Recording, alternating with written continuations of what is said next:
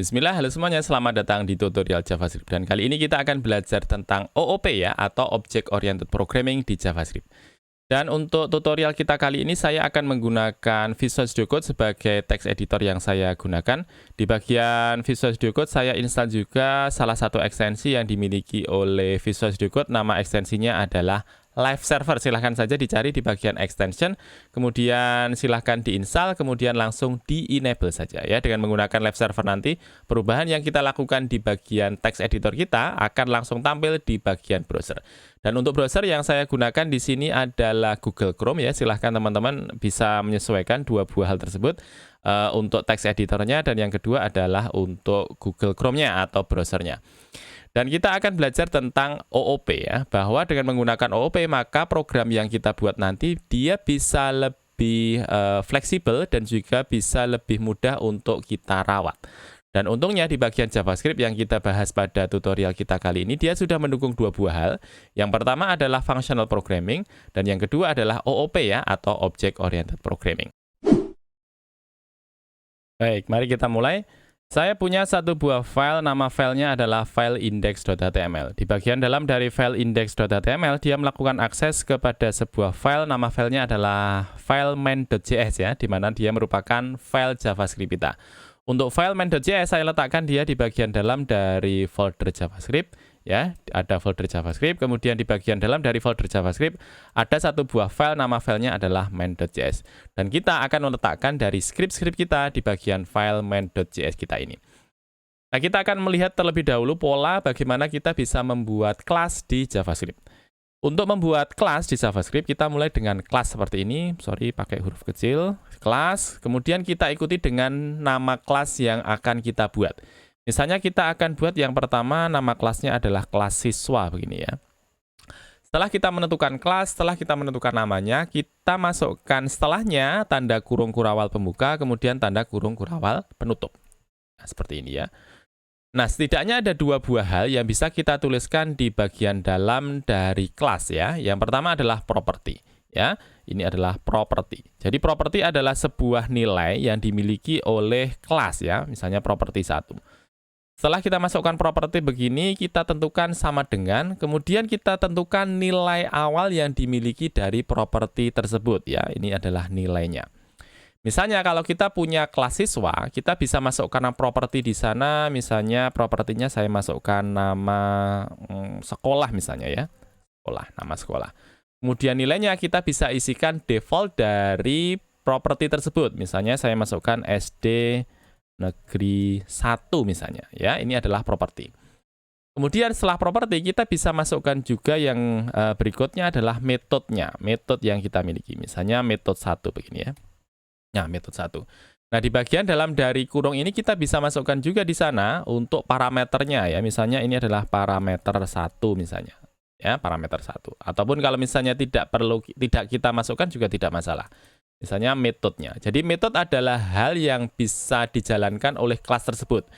Misalnya kalau kita punya kelas siswa begini, kita bisa masukkan untuk metodenya misalnya metode halo begini ya, metode halo. Di mana metode halo dia akan menjalankan sebuah fungsi untuk memberikan pesan halo misalnya ya. Nah, ini kita bisa masukkan di sana halo. Nah, kemudian di sana di bagian dalam dari metode ini kita bisa masukkan di sana untuk hal yang dijalankan oleh metode tersebut. Misalnya di sana saya masukkan saja dokumen.write, saya tuliskan di sana halo begini. Ya, halo begini. Nah, selain dari property, selain dari metode, kita juga bisa masukkan di bagian dalam dari kelas tersebut yang namanya constructor ya, namanya constructor. Untuk membuat constructor kita tuliskan constructor begini. Nah, constructor begini. Nah, di bagian dalam dari constructor kita bisa masukkan parameter yang diperlukan oleh kelas tersebut. Misalnya kalau kelas siswa biasanya dia kan butuh untuk nama begitu ya. Jadi kita bisa masukkan di sana nama. Ya, nama seperti ini. Konstruktor ini sebenarnya hampir sama dengan metode. Bedanya dia akan dijalankan pertama kali ketika sebuah objek dibentuk. Ya, walaupun kita panggil konstruktor tersebut ataupun tidak kita panggil dari konstruktor tersebut, maka konstruktor akan tetap dijalankan ya. Saya akan buat di sini karena polanya hampir sama dengan metode ya. Saya masukkan konstruktor, kemudian saya masukkan di sana parameternya adalah nama, ya. Nah, di dalamnya saya bentuk dia menjadi sebuah inisialisasi data dari kelas tersebut. Saya masukkan di sana this nama. Jadi, ketika kita akan membuat sebuah variabel di dalam kelas, kita perlu masukkan dulu di bagian dalamnya this. Kemudian ini adalah data ya atau state yang kita miliki dalam kelas tersebut. Misalnya saja di sini untuk state-nya saya berikan nama ya. Kemudian this nama isinya adalah nama begini. Nah, nama di bagian belakang ini dari mana? Nama di bagian belakang ini kita dapatkan ketika kita membuat kelas pertama kali ya. Kita dapatkan dari parameter nama. Coba di sini saya akan buat ya untuk tulisannya supaya dia bisa terlihat bahwa walaupun kita tidak panggil untuk konstruktornya, otomatis dia akan dijalankan pertama kali. Saya masukkan console log, saya masukkan di sini misalnya inisialisasi data nama begini ya. Nah, ini adalah pola ya yang dimiliki oleh kelas. Ada properti, ada metode, dan juga ada konstruktor. Ya. Nah, bagaimana kita bisa memanfaatkan dari kelas tersebut supaya dia, yang pertama dia adalah sebuah kelas, kemudian kita jadikan dia dari kelas tersebut menjadi objek. Ingat ya bahwa yang namanya kelas dia adalah sebuah blueprint atau sebuah template. Misalnya di sini saya akan buat objek kita pertama kali. Saya masukkan misalnya, saya buat variabel dulu, misalnya di sini adalah teman 1. Kemudian untuk memanggil dari kelas yang sudah kita buat tadi, kita masukkan di sini nama kelasnya. Nama kelasnya apa? Nama kelasnya adalah siswa. Nah, karena di sini ketika kita membuat kelas ya, di sana ada konstruktor. Nah, konstruktor ini fungsinya ketika kita membuat objek pertama kali, ya kita ikuti dengan tanda kurung buka, kemudian tanda kurung tutup. Karena di sini dia ada satu buah parameter di bagian konstruktor, maka kita bisa masukkan di sini satu buah konstruktor, ya, satu buah nama, ya, satu buah variabel, sorry. Karena di sini ada satu buah parameter. Kalau misalnya di sini ada dua buah parameter, misalnya nama, kemudian kita masukkan berikutnya, misalnya adalah kelas begini, maka di bagian proses membuat objek, kita juga masukkan dua buah parameter. Karena di sini hanya satu buah parameter saja, maka kita buat satu buah parameter juga ya, nama saja. Misalnya namanya di sini adalah Tono begini. Misalnya adalah Tono begini. Saya Ctrl S. Karena coba kita lihat, saya akan F12. Kita lihat di bagian console log, maka harusnya di bagian bawah ini akan ada tulisan sebentar, kurang new teman-teman ya. Jadi nama variabel kemudian kita tentukan new seperti ini. Ya, kemudian coba kita Ctrl S, maka nanti di bagian console log ada tulisan inisialisasi data Tono. Walaupun di bagian proses membuat dari objek kita tadi, kita tidak memanggil salah satu metode yang dimiliki. Tetapi karena kita masukkan dia ke dalam sebuah konstruktor, maka otomatis ya pesan ataupun proses yang ada di dalam konstruktor ini otomatis akan dipanggil oleh proses membuat objek tadi. Berikutnya misalnya saya akan panggil salah satu metode yang dimiliki oleh kelas siswa ini. Metodenya adalah halo. Untuk melakukan akses kepada metode halo ini, kita tentukan dulu nama variabel yang kita punya ketika kita membuat objek. Nama variabelnya adalah teman 1. Maka kita panggil dulu nama variabelnya teman 1. Kemudian kita tentukan di sana, kita ikuti dengan tanda titik, kemudian kita ikuti dengan nama metode yang akan kita panggil. Karena nama metode yang akan kita panggil di sini adalah halo, kita tentukan halo begini. Kemudian kita masukkan tanda kurung buka, kemudian diikuti dengan tanda kurung tutup. Coba saya Ctrl S, maka di sana akan ada tulisan halo begini ya. Jadi ketika kita memanggil halo, ya dia akan memanggil untuk metode halo kita. Nah, di bagian dalam dari halo ini, kita juga bisa memanggil state atau data yang dimiliki oleh kelas. Misalnya di sini kita akan punya nama sekolah ya dan juga punya nama. Untuk memanggilnya, misalnya saya masukkan di sini halo nama saya masukkan dengan tanda $, this nama. Ini adalah akses kepada nama. Kalau misalnya kita akan melakukan akses kepada properti kita, polanya hampir sama ketika kita memanggil nama tadi.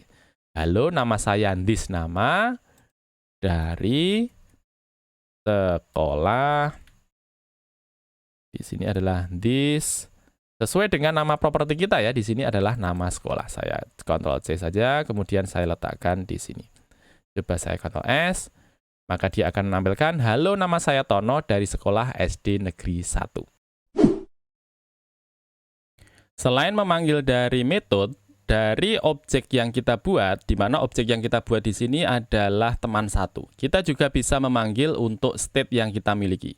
State yang kita miliki di sini adalah tulisannya nama. Ya, coba kita panggil di sini. Saya akan hilangkan untuk metodenya. Coba saya panggil dulu dokumen.write. Saya akan panggil untuk this nama tadi supaya bisa tampil langsung ya di sini. Saya masukkan misalnya nama siswa titik 2. Kemudian saya panggil. Kita perlu memanggil dulu untuk objek yang kita buat ya. Objek yang kita buat di sini adalah teman satu. Saya masukkan di sini teman satu nama. Coba saya Ctrl S, maka dia akan menampilkan nama siswa adalah Tono ya, sesuai dengan yang kita masukkan di sini di bagian konstruktor. Kita isikan di sini adalah Tono. Nah, coba sekarang saya akan gantikan dari nama ini menjadi nama yang lain ya. Misalnya teman satu nama saya isikan misalnya adalah Budi begini. Saya Ctrl S, maka dia akan berganti ya. Dari yang sebelumnya Tono, dia berganti menjadi Budi. Ya. Begitu juga kalau misalnya ini mau kita hilangkan, coba saya Ctrl S, maka dia di sini juga hilang. Nah, disinilah kita akan belajar tentang yang namanya getter dan juga setter. Nah, apa fungsinya getter dan juga setter? Getter dan juga setter dia akan berfungsi kalau getter, ya, dia akan mengatur bagaimana sebuah state dipanggil. State yang kita miliki di sini adalah nama. Misalnya kita akan ganti dari nama yang sebelumnya tulisannya adalah Tono, hurufnya kecil semua seperti ini, atau isinya Budi, di mana tulisannya kecil semua seperti ini, kita akan buat supaya misalnya kita buat hurufnya menjadi besar semua, yaitu untuk yang namanya getter.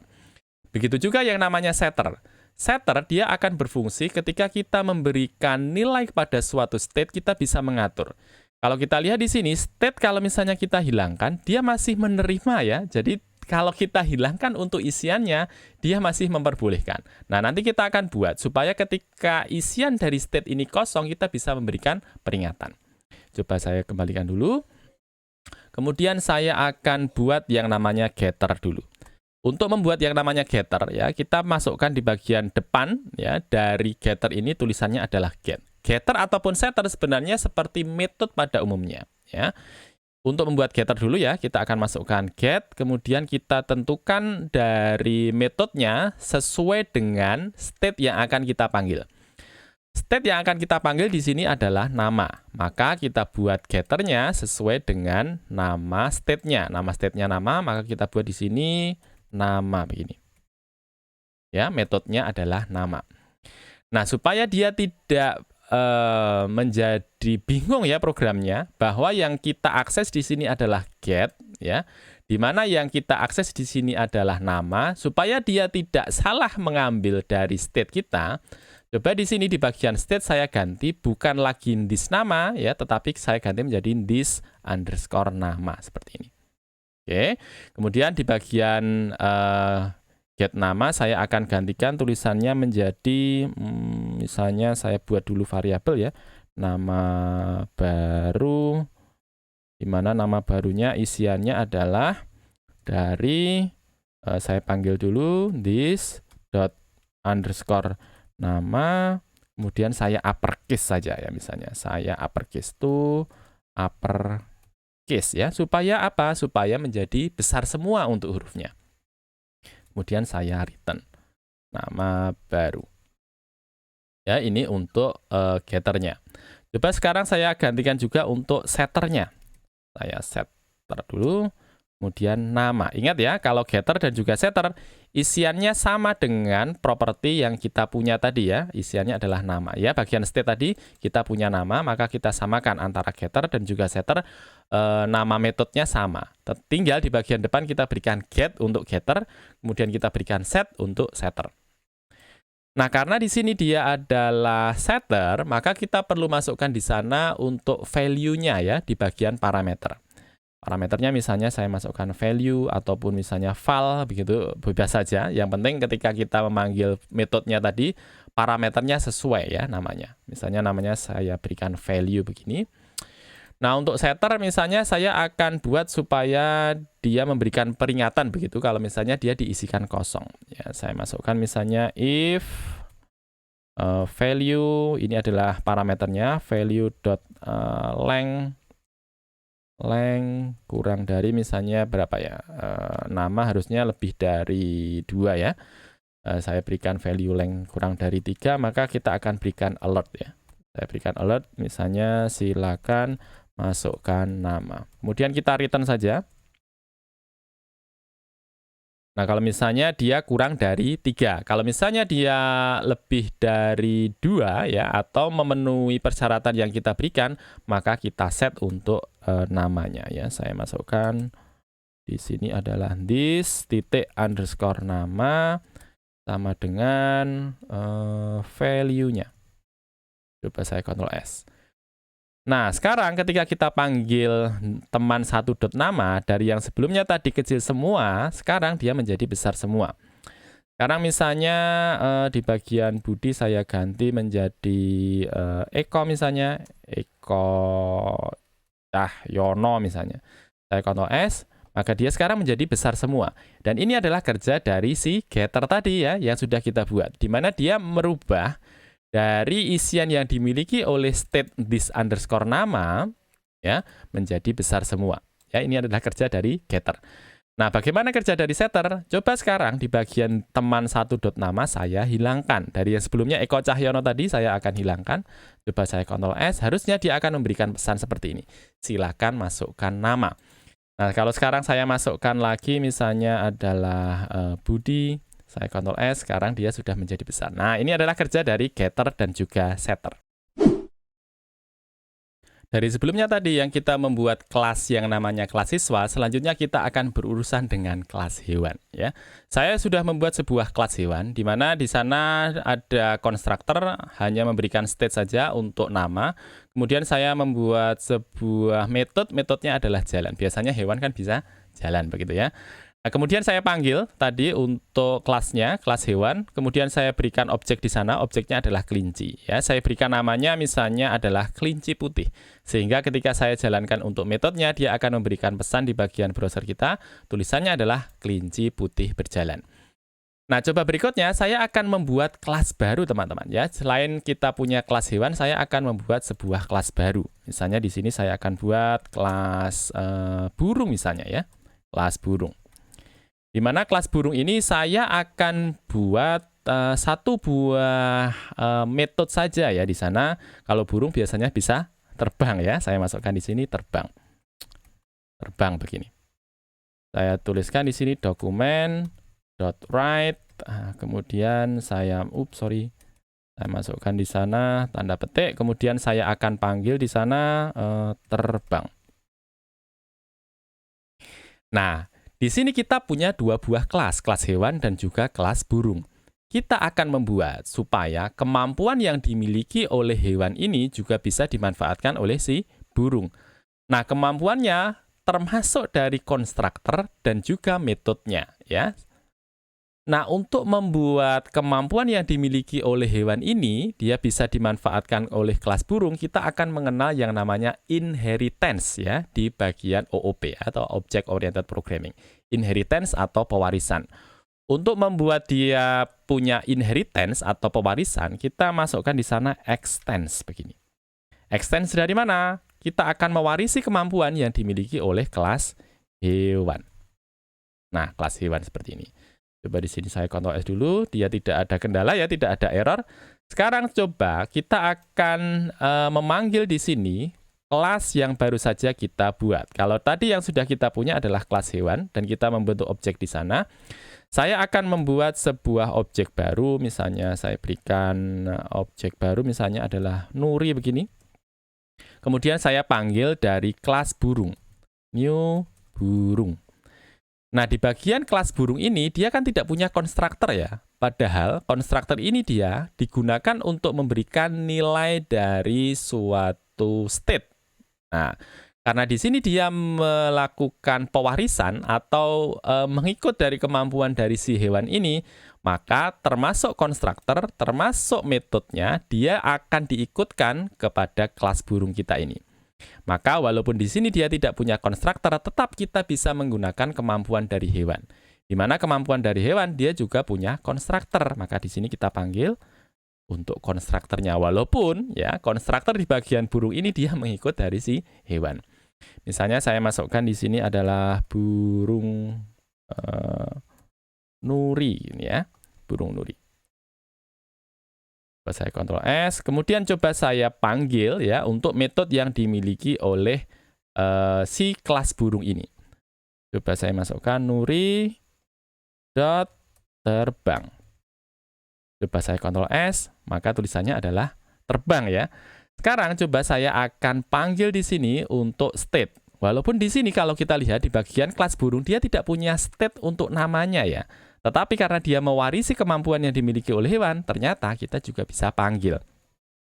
Saya panggil di sini. Namanya adalah this.nama. Coba saya Ctrl S. Nah, sekarang dia sudah menampilkan ya untuk state nama. Sehingga sekarang tulisannya adalah burung nuri terbang. Nah, ini kita panggil untuk state-nya. Begitu juga kita bisa panggil untuk metode yang dimiliki oleh hewan. Di mana metode hewan? Dia ada metode yang namanya jalan. Walaupun di sini di bagian burung dia tidak punya metode jalan, tetapi karena dia mewarisi kemampuan dari si hewan tadi, maka kita bisa panggil di sana untuk metode jalan tadi. Ini kita masukkan yang bagian terbang, coba saya panggil jalan. Sekarang coba saya Ctrl S. Nah, sekarang dia sudah memanggil ya untuk metode yang dimiliki oleh kelas hewan. Sehingga sekarang tulisannya adalah burung nuri berjalan. Di mana berjalan ini dia mengambil dari metode jalan yang dimiliki oleh kelas hewan. Di sini kita punya untuk kelas burung punya metode yang namanya terbang. Dan di bagian kelas hewan dia punya metode yang namanya jalan. Nah, kalau misalnya kita punya metode yang sama, nah, bagaimana caranya? Misalnya burung ini saya akan buat satu buah metode baru, di mana tulisannya jalan ya. Akan saya samakan dengan kelas hewan. Di mana kelas hewan punya metode yang sama ya, namanya jalan. Sekarang kelas burung kita akan buat metode yang sama, namanya adalah jalan.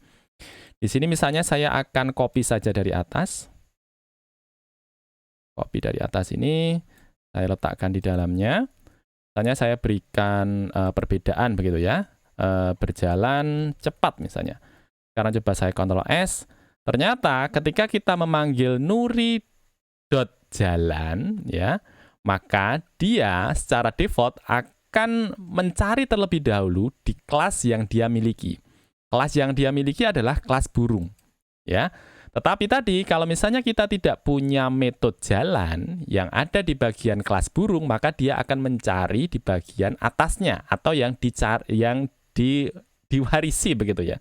Karena tadi yang diwarisi adalah hewan, ketika dia tidak menemukan di bagian kelas burung, dia akan mencari di bagian kelas hewan. Nah, dia sekarang akan menampilkan tulisan burung nuri berjalan cepat. Sehingga ketika kita panggil metode jalan, yang dipanggil pertama kali adalah metode yang dimiliki. Nah, bagaimana caranya supaya kita dari kelas jalan ini, dia juga bisa mengambil untuk metode yang sama di bagian yang diwarisi ya dari kelas hewan.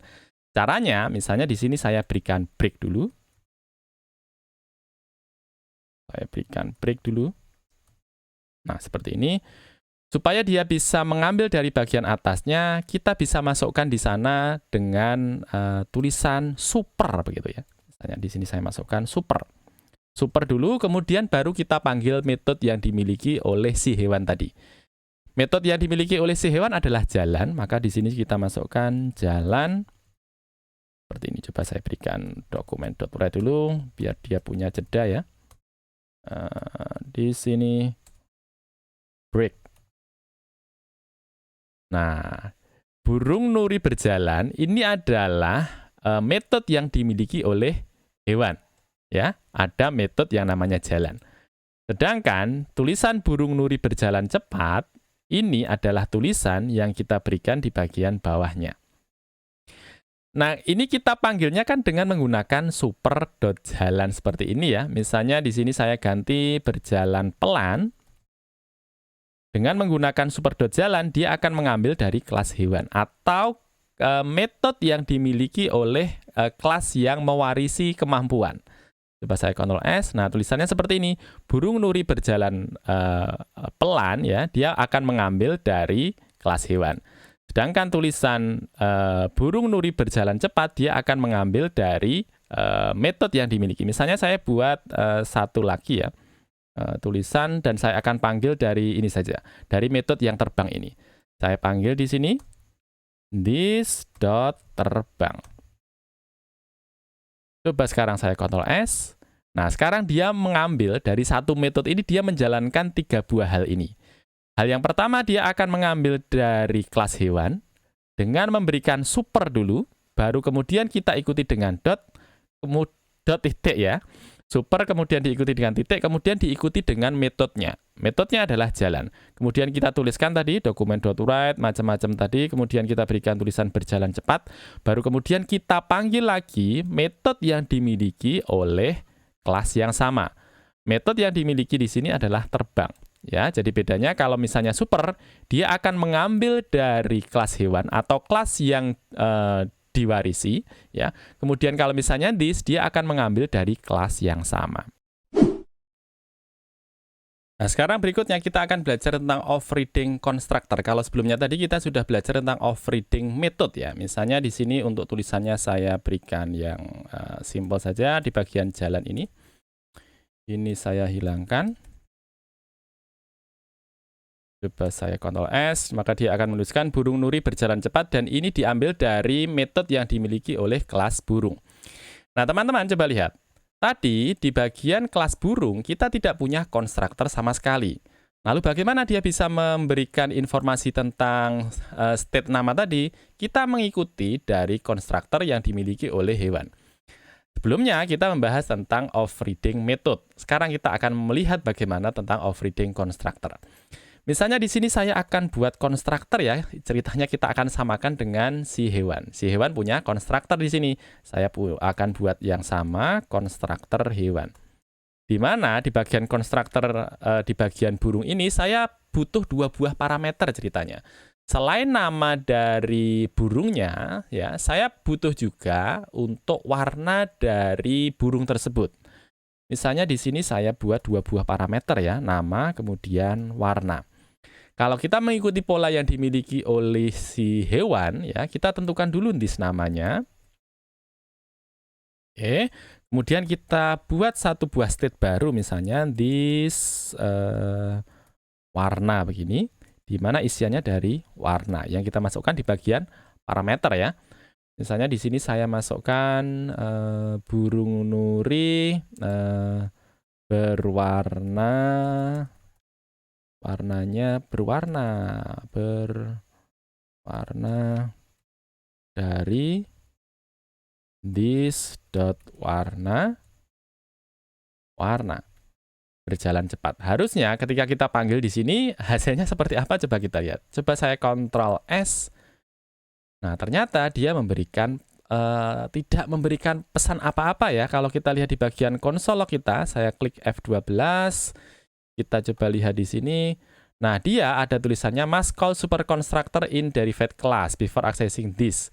Nah, ternyata ketika kita membuat this nama ini, dia tidak bisa ya, karena dia akan mengambil dari konstruktor yang dimiliki oleh si hewan. Supaya dia mengambil dari kelas hewan ini dan kita tidak membuat hal yang baru, kita masukkan di sana tulisannya adalah super ya. Seperti ketika kita membuat off-reading method ya di bagian sebelumnya tadi.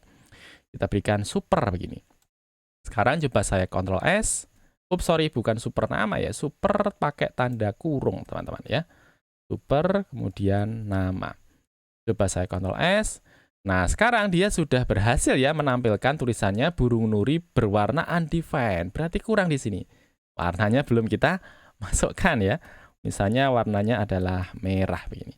Coba saya Ctrl S. Nah, sekarang dia sudah menampilkan semua parameter yang kita masukkan. Parameter yang pertama adalah burung nuri, dia sudah dikeluarkan, burung nuri. Kemudian merah, ini juga sudah dikeluarkan ya di bagian metode jalan kita, berwarna merah. Nah, di bagian pertama ini adalah parameter kita, tulisannya adalah burung nuri. Tetapi ketika kita langsung masukkan di bagian konstruktor burung kita dengan tulisan this nama, dia tidak diperbolehkan. Karena di bagian kelas hewan, dia sudah punya konstruktor dan sudah punya state dengan namanya adalah this.nama. Supaya dia bisa memanfaatkan yang dimiliki oleh konstruktor hewan tadi, di mana konstruktor hewan punya nama, kita masukkan di sana super.nama, maka akhirnya ketika kita membuat objek baru dengan nama Nuri tadi, dia sudah bisa memanfaatkan dua buah parameter. Burung Nuri ini dari kelas hewan, kemudian merah ini adalah parameter yang kita dapatkan dari konstruktor burung. Ketika kita akan melakukan akses kepada properti ataupun ketika kita akan melakukan akses kepada metode, biasanya kita perlu membuat objek terlebih dahulu. Seperti ini ya, kita buat sebuah objek, nama objeknya adalah Nuri, kemudian kita melakukan akses jalan, di mana akses jalan ini adalah metode yang dimiliki oleh kelas burung. Nah, bagaimana caranya supaya kita bisa melakukan akses kepada properti ataupun melakukan akses kepada metode tanpa perlu kita membuat objek terlebih dahulu? Misalnya di sini saya akan buat sebuah properti di bagian kelas hewan ya. Saya akan buat properti tempat hidup begini. Isinya misalnya adalah darat ya, tempat hidupnya adalah di darat. Kemudian coba sekarang saya akan melakukan akses kepada kelas hewan tadi. Saya akan buat sebuah objek dulu, misalnya di sini adalah gajah. Kemudian saya akan akses dari hewan tadi. Kemudian di sini saya akan melakukan memasukkan propertinya, misalnya adalah gajah ini. Kalau misalnya kita langsung akses ya, karena di sini kita sudah membuat objek, tentu saja sudah bisa langsung ya kita masukkan di sini gajah tempat hidup. Coba saya Ctrl S, maka dia akan menampilkan di sini adalah darat. Tetapi kalau misalnya tidak kita buat objek dulu, ini saya komen, kemudian saya akan langsung akses kepada kelas hewan tanpa kita membuat objek dulu. Apakah bisa? Coba kita lihat ya. Saya masukkan hewan, ini adalah nama dari kelasnya, nama kelasnya adalah hewan. Coba saya Ctrl S, tulisannya adalah undefined karena memang tidak ditemukan. Tetapi kita bisa menambahkan tulisan di bagian depan dari properti ini sehingga dia bisa menerima akses ya, tanpa perlu kita membuat objek terlebih dahulu. Caranya apa? Caranya kita masukkan di sana, tulisannya adalah static begini. Coba saya Ctrl S, sekarang dia sudah bisa menerima untuk mengambil datanya tanpa perlu membuat objek terlebih dahulu. Sehingga sekarang, kalau kita tuliskan hewan, ini adalah nama kelasnya, kemudian kita masukkan tempat hidup, ya, ini adalah propertinya, dia langsung bisa mengeluarkan datanya ya, sehingga langsung tulisannya adalah darat. Ini adalah untuk properti. Bagaimana kalau misalnya kita buat juga untuk bagian metode? Metode bukan. Kita beri tulisan misalnya berhenti begini ya. Berhenti. Berhenti, kemudian kita coba berikan tulisannya adalah dokumen.write. Kita berikan tulisan misalnya hewan berhenti. Seperti ini ya. Sekarang coba langsung kita akses di sini. Karena di sini dia berupa metode ya, tidak pakai dokumen.write. Saya akan langsung akses dengan hewan berhenti. Seperti ini ya. Coba saya Ctrl S. Dia tidak menampilkan apa-apa karena di sini dia ya harusnya ketika melakukan akses kepada metode kita perlu membuat objek terlebih dahulu. Tetapi coba kita berikan static di bagian depannya. Static. Kemudian coba saya Ctrl S. Sekarang dia sudah memberikan pesannya ya, hewan berhenti. Walaupun tanpa kita membuat objek terlebih dahulu. Ini adalah properti dan juga metode. Tetapi coba teman-teman lihat. Kita kan punya dua buah kelas ya, kelas hewan dan juga kelas burung. Di mana kelas burung dia mewarisi kemampuan dari si hewan. Kalau misalnya kita akan melakukan akses kepada kelas hewan, di mana di sana ada statiknya, ada properti yang isinya statik, kemudian ada metode juga di sana adalah statik, kita akan lakukan akses. Apakah bisa ya? Coba kita lihat. Saya akan coba langsung akses saja karena di sini adalah hewan. Sekarang saya akan ganti dia menjadi burung. Kemudian saya akan akses dulu untuk tempat hidup ya. Saya masukkan di sini tempat hidupnya. Tempat hidup, saya masukkan dia ke dalam dokumen.write, dokumen.write. Saya akses di sini. Nah, seperti ini ya, burung tempat hidup. Coba saya Ctrl S. Oops, sorry, titik koma. Nah, dia sudah bisa mengambil ya ternyata dengan menggunakan inheritance ya. Burung tempat hidup dia mengeluarkan darat. Padahal di sini burung di sini dia tidak punya properti namanya tempat hidup. Tapi karena di sini dia mewarisi kemampuan yang dimiliki oleh si hewan, sekarang dia sudah bisa mengambil properti tempat hidup. Walaupun di sana kita sudah memberikan tulisannya adalah static. Ini adalah di bagian properti. Kalau misalnya saya akan akses untuk di bagian metodenya burung berhenti begini.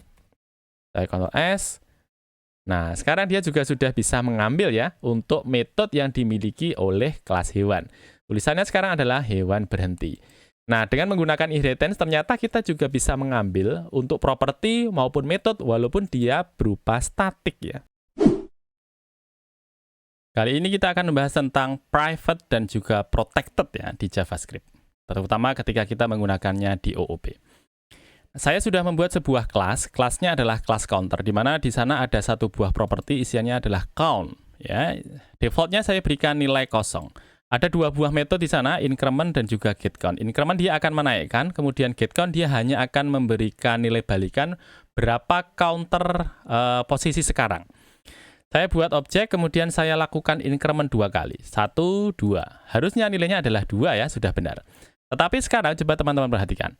Kalau misalnya saya langsung melakukan akses kepada count ini ya, properti count ini ya, dari objek counter ini, counter, kemudian saya akan akses kepada properti count, kemudian langsung saya berikan untuk nilainya ya, harusnya kan 2. Tetapi kalau misalnya saya berikan 1000 begini, kemudian saya Ctrl S, ternyata kita bisa menggantikan nilai dari count ini ya menjadi nilai yang kita inginkan. Padahal ceritanya di sini, count ini hanya akan boleh bertambah kalau kita menambahkannya lewat metode increment. Tetapi tidak boleh langsung kita set untuk nilainya. Untuk itulah kita akan mengenal yang namanya private ya di bagian OOP.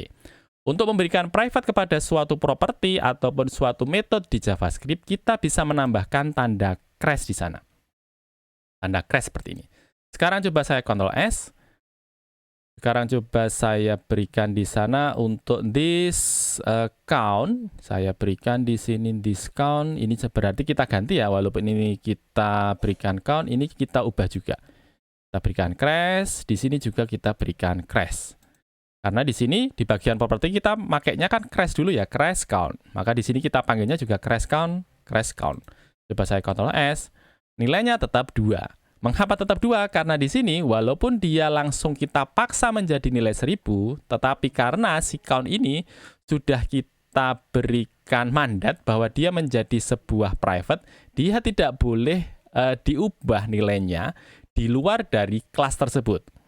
Sehingga walaupun di sini kita ubah dia dari objek, dia tidak diperbolehkan. Karena yang diperbolehkan mengubah adalah dari kelas itu sendiri. Ini kita ubah dari properti. Begitu juga kalau misalnya kita akan memberikan sebuah metode dia menjadi private, kita berikan tanda crash di sana. Misalnya saya akan buat sebuah metode baru, misalnya getIncrement misalnya. GetIncrement, atau gini ya.